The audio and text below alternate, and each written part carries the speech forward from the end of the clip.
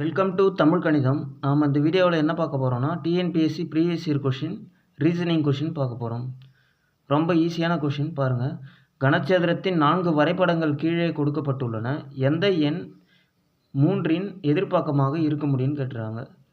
3ஓட opposite side என்னன்னு கேட்டிருக்காங்க. இப்போ இங்கே 3 இருக்குது. இதோட ஆப்போசிட் சைடு இங்கே கீழே என்ன வரும்னு கேட்குறாங்க. இப்போ நமக்கு சைடில் 6 5 வந்திருக்கு. அதனால் 3ஓட ஆப்போசிட் சைடு 6ம் 5ம் இருக்கிறதுக்கான வாய்ப்பே இல்லை.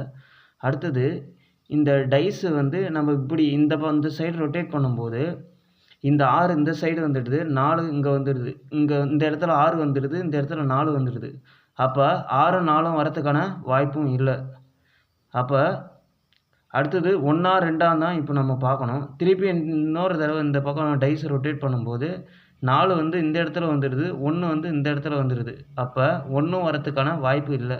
அப்போ 3ஓட ஆப்போசிட் சைடு 2 தான் கண்டிப்பாக வரும். இந்த இடத்துல 3 இருக்கும் கண்டிப்பாக. அப்போ 3ஓட ஆப்போசிட் சைடு 2. அப்போ option B 2 is a answer. Thank you.